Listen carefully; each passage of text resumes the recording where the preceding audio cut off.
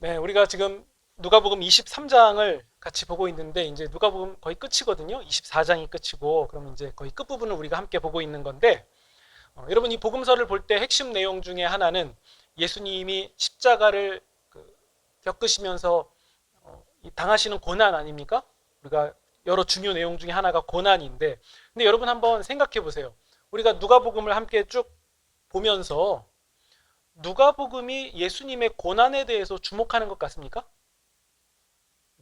이게 다른 복음서랑 비교해서 생각해 보시면 누가복음은 예수님이 고난 당하시는 것에 상대적으로 많이 주목하지 않아요. 예를 들어서 마태복음을 보면 예수님이 침뱉음을 당하시고 갈대로 예수님이 머리를 맞는 내용도 나오고 그리고 옷을 벗기는 내용 그리고 가시 면류관을 씌우시는 그런 내용 그리고 거기에 온갖 조롱을 하는 이런 내용들이 자세히 적혀 있는데 누가복음은 그에 비해서 그냥 희롱했다, 때렸다, 업신여겼다 이렇게 간단하게 서술하고 뭔가 빨리 넘어가는 듯한 느낌이 듭니다. 그러니까 예수님이 고난당하시는 것에 관해서는 좀 정제된 표현을 하고 있거든요. 그리고 뭔가 좀 약하게 표현하는 느낌인데요. 그러면 이 누가복음은 예수님의 순환에 대해서 좀 가볍게, 아니 이게 가볍단 말이 좀 이상하고 예수님의 순환에 대해서 좀 적게 묘사하고 있는 것이 분명합니다. 이 다른 복음서와 비교해 보면 그렇다는 거예요. 그리고 십자가에서 예수님이 하신 말씀도 마찬가지입니다. 마태복음이나 마가복음을 보면 엘리 엘리 라마 사박다니, 그러니까 하나님 나를 어찌하여 버리셨습니까? 이렇게 절규하시는 예수님의 모습을 기록하고 있다면 누가복음은 아버지 저들이 하고 있는 일을 저 사람들이 모르니까 저 사람들이 모르고 하는 일입니다. 용서하여 주십시오. 이렇게 말씀을 하시고 또 십자가 옆에 있는 한 행악자에게 내가 진실로 너에게 이르노니 오늘 너가 나와 함께 낙원에 있을 것이다 라고 구원을 선언하세요. 그리고 맨 마지막 우리 46절에 보시면 아버지 내 영혼을 아버지의 손에 부탁하나이다 라고 말씀하셨다고 기록되어 있거든요. 그러니까 이 누가복음의 기록자 누가가 볼 때의 예수님의 십자가 사건은 이 고통이나 예수님이 겪게 되는 어려움에 무게를 두는 것이 아니라 예수님의 어떤 의연한 모습 혹은 그 십자가의 의미가 무엇인지에 좀 더 주목하고 있는 것이 분명해 보입니다. 그러니까 십자가에서도 예수님은 알지 못하는 사람들을 향해서 죄 용서를 선언하셨고 또 낙원에 있을 것이라 말씀하시면서 구원을 선포하시고 그리고 아버지께 내 영혼을 부탁한다라고 부탁드린다 말씀하시면서 예수님은 지금 하나님께서 맡겨주신 사명을 끝까지 완수하고 있다는 그런 모습을 지금 누가복음은 우리에게 말해주고 있다는 거죠. 그러니까 누가복음이 바라보는 예수님의 십자가는 죄 용서와 구원의 완성을 이룬 순종이다. 완전한 순종이다. 네, 이렇게 우리에게 설명하고 있습니다. 그리고 여러분 보시면 우리 48절에 무리들도 그렇고 또 여자들도 그렇고 보면은 가슴을 치고 돌아갔다라는 이런 표현. 가슴을 치며 통곡하고 나자빠지면서 뒤로 굴러서 돌아갔다 이런 게 아니라 그냥 가슴을 치면서 돌아갔고 여자들도 그냥 멀리 서서 이 일을 보니라 라고 하면서 뭔가 슬픔을 굉장히 억제하는 듯한 느낌이 보여져요. 근데 강조되는 단어들은 따로 있습니다. 49절도 끝에 보시면은 이 일을 보니라. 그리고 48절도 예수님이 당하시게 된 이 일을 보고 그리고 47절 보면 백부장도 그 된 일을 보고 그러니까 지금 누가가 주목하는 것은 예수님의 어떤 고통, 절규 이런 게 아니라 지금 이들이 무엇을 보고 있느냐 이 부분을 강조하고 있는 거예요. 무엇을 보고 있느냐 그러니까 이들은 십자가에 달리신 예수님을 지금 보고 있다는 거예요. 고통 때문에 슬퍼해서 마음 아픈 게 아니라 십자가에 달려서 죽으시는 예수님을 지금 보고 있다는 사실을 본문은 강조하고 있죠. 그러니까 누가복음은 예수님의 십자가를 뭔가 이게 좀 이상하지만 평온하고 담대한 그런 분위기로 서술하고 있습니다. 근데 이 예수님께서 십자가에서 숨을 거두실 때 47절에 보면 백부장이 갑자기 등장합니다. 누가복음이 어떤 정보나 소개 없이 갑자기 백부장을 등장시킨 것에는 어떤 이유가 있는데 그의 행동과 말이 굉장히 중요했기 때문이에요. 47절 보시면 그 된 일이라고 나오는데 백부장이 봤던 그 된 일은 예수님이 하나님께 그 영혼을 맡기시는 바로 그 모습이었을 겁니다. 그 모습을 보고 백부장이 뭐라고 하냐면 하나님께 영광을 돌리며 이분은 의인이었다라고 말하는데, 이 백부장의 이 말은 예수님이 완수하신 십자가 사역에 대한 어떤 최종 선언을 하는 듯한 모습이 보입니다. 그러니까 십자가 처형을 당하실 이유가 없는 의인께서 죽으셨고 이 일이 하나님께 영광이 되었다. 이 최종 선언을 백부장이 하고 있었던 거죠. 그러면 우리가 이제 누가복음 처음이랑 같이 짝을 지으면 더 큰 의미가 될 것 같은데, 우리가 이 앞부분은 하지 않고 넘어갔지만 보시면 그 예수님의 그 태어나심을, 탄생을 축하하면서 가장 먼저 왔던 자들이 누구냐면 목자들이었어요. 우리가 잘 알고 있죠. 목자들이었는데 당시 목자들이라고 하면 그 사회에서 소외되고 또 천대받던 그룹이었거든요. 그 사람들이 예수님의 나심에 가장 먼저 나와서 하나님께 영광을 돌립니다. 그러니까 목자들이 예수님의 탄생, 그 시작을 보고 하나님께 영광을 돌렸다면 이번에는 이방인인 백부장이 예수님의 끝, 그러니까 그 죽으심을 보고 하나님께 영광을 돌렸습니다. 그러면 이 사실을 놓고 보면 많은 사람들이 좀 떠오를 것 같습니다. 예수님의 오심과 또 죽으심으로 구원에 초대받은 사람들, 그 사람들이 누구였습니까? 우리 누가복음만 놓고 보면 목자가 올 수도 있고 나병 환자도 올 수 있고 중풍병자도 올 수 있고 나인성의 아들을 잃어서 슬피 우는 과부도 예수님께 나아올 수 있고 향유를 부은 죄 많은 여인도 예수님께 나아왔고 맹인 바디메오도 삭개오도 또 이런 모든 사람들이 예수님이 이루신 구원 안으로 다 오게 된 거 아닙니까? 그리고 나서 마지막으로는 유대인도 아닌 이방인 백부장이 이분은 의인이며 이분의 죽음은 하나님께 영광이 되었다라고 선언하게 됩니다. 그러니까 모든 사람들, 부정한 사람부터 그리고 이방인들까지 하나 빠짐없이 모두 다가 참 아브라함의 후손이 되었다는 것을 말하고 있죠. 아이러니하게도 이방인인 백부장도 참 아브라함의 후손, 유대인의 후손, 아브라함의 후손이라는 사실을 지금 밝히고 있는 거죠. 그럼 여러분, 이 일이 어떻게 된 겁니까? 예수님께서 사망을 사망케 하시고 생명이 죽음을 삼키게 하시는 일을 일으키셔서 우리를 영원한 구원 안으로 들어올 수 있게 하신 거죠. 예수님의 죽으심과 부활이 이 일을 가능하게 했다는 거예요. 바로 이것이 구원이고 복음입니다. 왜 우리 같은 자격 없는 자가 생명과 영원한 나라에 들어가게 됩니까? 바로 하나님이 그런 죄인을 찾으시는 분이시기 때문이죠. 하나님의 그 초청에 나오는 모든 사람은 그가 어떤 사람이든 상관없이 영생과 하나님 나라에 들어가게 된다. 이것을 누가복음은 계속해서 강조하고 있었던 거예요. 그리고 또 한 사람이 등장합니다. 그 사람이 누구냐면 우리 50절에 나오는 요셉이라는 사람인데, 이 요셉은 공회의원이고 선하고 의로운 사람이라고 소개하고 있습니다. 그리고 51절에 그들의 결의와 행사에 찬성하지 아니한 자라 라고 이렇게 괄호 안에 이렇게 설명을 하고 있는데, 그를 이제 아리마대 요셉이라고 부르는 이유는 그 사람이 그 지역과 깊은 연관이 있었던 것 같아요. 그 지역 출신이든 아니면 그 지역에서 유명한 우리 지역구 국회의원처럼 그런 사람인지 이유는 정확히 모르겠지만 아리마대 요셉이라고 하는데, 그는 하나님의 나라를 기다리는 사람입니다. 근데 저는 이 요셉을 향해서 설명하는 이 표현이 되게 멋진 것 같아요. 선하고 의로운 사람이며 하나님 나라를 기다리는 자라. 만약에 여러분을 호명하면서 여러분은 누굽니까? 라고 질문했을 때, 아니 예를 들어서 박현배는 누굽니까? 이렇게 질문했을 때 선하고 의로운 사람이며 하나님 나라를 기다리는 자라, 이런 말을 들어야 되는 거 아닙니까? 그렇죠? 근데 그게 아니라 먹기를 탐하며 로또 1등을 기다리는 자라, 이렇게 하면 그건 좀 애석한 표현이잖아요. 되게 멋진 표현이에요. 그는 누굽니까? 라고 했을 때 선하고 의로운 사람이며 하나님 나라를 기다리는 자라. 예수님의 죽음 직후에 바로 등장한 이 사람은 선하고 의로운 사람이며 하나님 나라를 기다리는 자였다. 근데 아까 우리 괄호 안에 있던 표현이 있잖아요.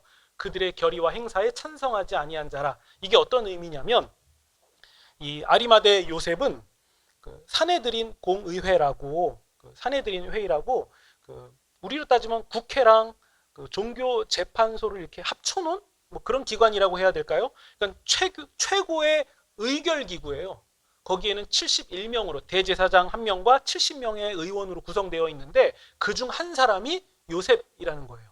그러니까 그냥 쉽게 표현하면 되게 높으신 분인 거죠. 그 사회 최고 의결 기구에서 71명 안에 들어간 사람이니까 대단한 사람이거든요.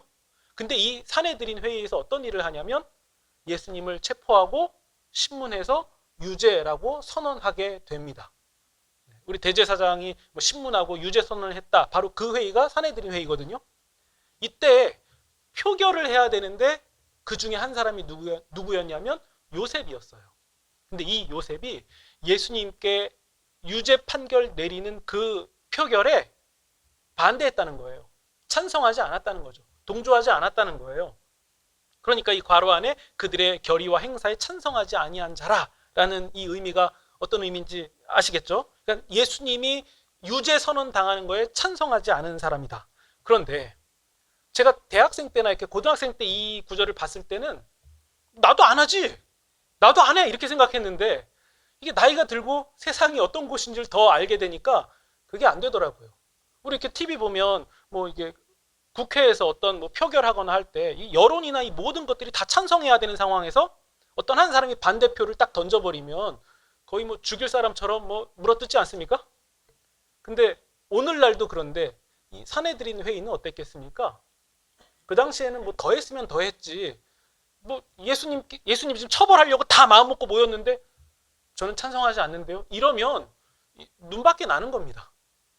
그러면 나중에 그 다음에 우리로 따지면 그 다음에 뭐 어디 뭐 후보 나온다 할 때 표 받기 어렵잖아요. 그런 것처럼 이 사회적인 지위나 모든 것들을 따져서 생각해 봤을 때 지금 여론이 다 유죄 선언, 예수님을 유죄 선언하고 싶은데 아니다라고 말하는 것은 이 굉장한 손해를 감수해야 될 만한 일이었던 거죠. 그러니까 이게 절대 쉽지 않은 일이에요. 그리고 그냥 적당히 그냥 잘 사는 사람 정도가 아니라 최고 권력자 집단에 있는 거잖아요. 그러니까 말 한마디에 잃을 게 많은 사람이죠. 정말 잃을 게 많은 사람이에요. 그러니까 한마디 한마디가 정말 신경 쓰이고 신중해야 될 그 사람이 반대한 거예요. 그리고 그가 또 어느 정도의 권력자냐면 52절 보시면 그가 빌라도에게 갑니다. 그리고 예수님의 시체를 달라고 말할 정도예요. 그러니까 여러분 빌라도를 독대해서 예수님의 시체를 달라라고 말할 정도면 그 사람의 지위가 어느 정도였겠습니까? 뭐 일반인이었다면 빌라도 앞에 갈 수나 있었겠습니까? 그 전에 막히겠죠. 그런데 상당한 지위와 능력이 있는 사람이었기 때문에 최고위층 인물이었기 때문에 빌라도 앞에 나아가서 예수님의 시신을 달라고 말합니다. 또 마가복음을 보면 이 요셉은 존경받는 공회원이라고 소개하고 있거든요. 그러니까 이런 사회적 위치를 다 생각해 보면 그가 빌라도 앞에 나아갈 수 있었던 것은 가능했고 그리고 또 예수님의 시신도 받을 수 있었던 거죠. 그럼에도 이 일은 자신의 지위와 명예가 걸려있는 일이었다는 점. 근데 여러분 53절 보시면요. 죽으신 예수님을 십자가에서 내린 사람도 요셉이고 세마포로 싼 사람도 요셉이었고 또 아직 사람을 장사한 일이 없는 바위를 파서 만든 무덤에 예수님을 모신 사람도 요셉이었어요. 그리고 마태복음을 보면 이 무덤의 소유주는 요셉이었다는 것을 밝힙니다. 그리고 바위를 파서 만든 무덤이니까 일반 서민이 가질 수 있는 것이겠습니까? 아니죠. 그가 굉장한 부자라는 것을 동시에 보여주는 하나의 증거가 되죠. 아무도 사용하지 않았던 바위를 파서 만든 무덤. 그러니까 이런 모든 상황들을 보면 왜 누가복음은 요셉을 향해서 선하고 의롭고 하나님 나라를 기다리는 자다라고 말했는지 우리가 알 것 같지 않습니까? 그런데 여러분 우리가 이전에 요한복음 같이 한번 나눴었잖아요. 거기 요한복음에는 이 요셉에 대해서 평가가 조금 다른 부분이 있어요. 그게 뭐냐면 이 말이 나옵니다. 유대인들이 무서워서 예수님의 제자라는 사실을 숨기고 있었다. 요한복음 말이 조금 더 저는 이게 안 좋은 평가니까 좀 더 맞지 않나라는 생각이 드는데, 아니 누가 더 알았겠죠. 근데 그 부분을 굳이 언급할 필요가 없어서 하지 않은 건데, 요한복음에는 그 부분이 나와요. 이런 요셉도 유대인들의 시선이 두려워서 자신이 예수님의 제자라는 사실을 숨기고 있었다. 근데 저는 이해가 됩니다.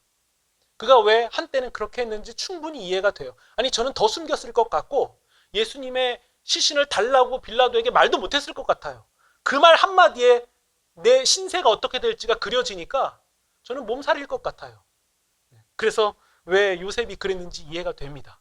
왜 예수님의 제자를 숨겼을까? 근데 그랬던 그가 우리 누가복음을 보면서 알 수 있듯이 언제부터 변하기 시작하냐면 예수님이 순환 당하실 때 그의 변화가 뚜렷하게 드러납니다. 찬동하지 않는 거예요. 예수님이 유죄 선언에 동의하지 않고 이거 아니라고 이의 표명하는 거예요. 그리고 여론도 생각하지 않는 거죠. 다른 공회원이 나를 어떻게 평가할지도 별로 중요하게 여기지 않는 거죠.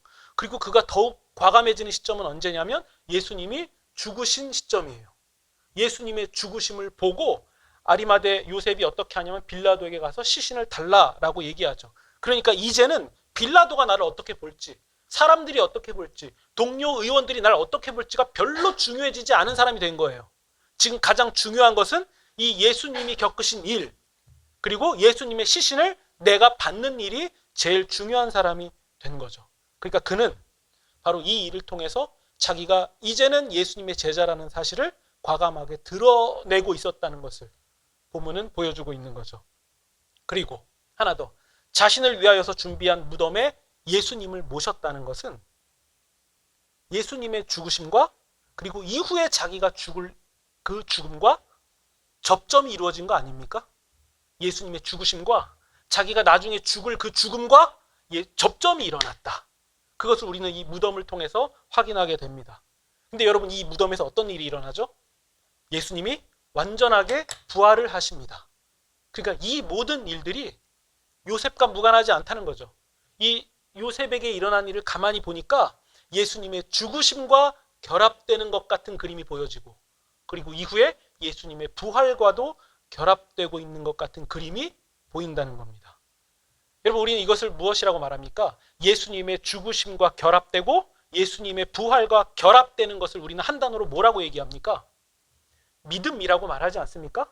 우리가 예수님의 죽으심과 하나가 될 수 있는 것은 믿음이고 예수님의 부활과 하나 될 수 있는 것도 믿음 아닙니까? 우리는 이 믿음으로 예수님과 연합되게 된 거죠. 그러니까 아리마대 요셉은 어떤 사람입니까? 라고 물어본다면 그는 믿음의 사람이요 선하고 의로우며 하나님 나라를 기다리는 자다 라고 말할 수 있습니다. 그는 예수님의 떳떳한 제자였던 거죠. 저는 이 아리마대 요셉의 모습에서 십자가 사건 이후를 살아가는 제자들의 어떤 믿음의 모습 혹은 기준을 발견하게 됩니다. 선하고 의로우며 하나님 나라를 기다리는 자의 믿음은 예수님의 죽음을 주목합니다. 그리고 예수님의 죽으심과 예수님이 겪으신 순환에 적극적으로 나아가는 사람이 됩니다. 심지어 자신의 인생의 모든 것을 걸기까지 예수님의 순환과 죽으심에 힘껏 나아갑니다. 왜냐하면 예수님의 그 순환과 죽으심에 하나님 나라가 있기 때문이에요. 그는 그것을 보았기 때문에 자기의 그 모든 것을 다 뒤로 제쳐두고 예수님의 순환과 죽으심을 향해서 힘껏 나아가게 되었다는 거죠. 여러분, 우리는 어떻습니까? 우리는 지금 무엇을 주목하면서 살아갑니까? 여러분, 우리 앞에서 나눴던 백부장 보세요. 백부장이 무엇을 봤다고 했죠? 일어난 그 된 일을 보고. 백부장은 예수님께 일어난 일을 주목하고 있어요. 무리들도 그렇고 여인들도 그렇고 예수님께 일어난 일을 보고 있습니다. 십자가 이후에 제자들이 어떤 모습인지를 지금 누가복음은 말해주고 있는 거죠. 무엇을 보는 자들입니까? 예수님께 일어난 일을 보고 있는 자들이에요. 그리고 예수님의 죽으심에 적극적으로 힘껏 나아가는 사람들, 그 사람들이 제자라는 거죠. 여러분, 우리는 지금 이 시점을 살아가고 있는 우리는 무엇을 주목하고 있습니까? 우리는 무엇을 가장 중요하게 여깁니까? 이 부분 우리가 점검해 보지 않으면 우리의 믿음이 어디까지 왔는지 우리는 따져볼 수가 없어요. 우린 지금 무엇을 주목하고 있습니까? 우리가 살아가는 세상 가운데서 우리가 눈으로 피부로 와닿는 모든 것들 가만히 놓고 따져볼 때 우리는 무엇을 가장 중요하게 여기고 있습니까? 그리고 나는 나의 일상 가운데서 아주 평범한 일상 가운데서 예수님의 죽으심과 그분과의 연합에 얼마나 관심을 가지고 있습니까? 이 부분 우리가 확인해 보지 않을 수가 없죠. 오늘 누가복음 우리에게 말하고 있습니다. 예수님의 죽으심 이후의 진정한 제자들의 모습은 예수님의 된 일을 바라보며 그 죽음에 힘껏 연합하기를 간절히 바라는 사람들이다.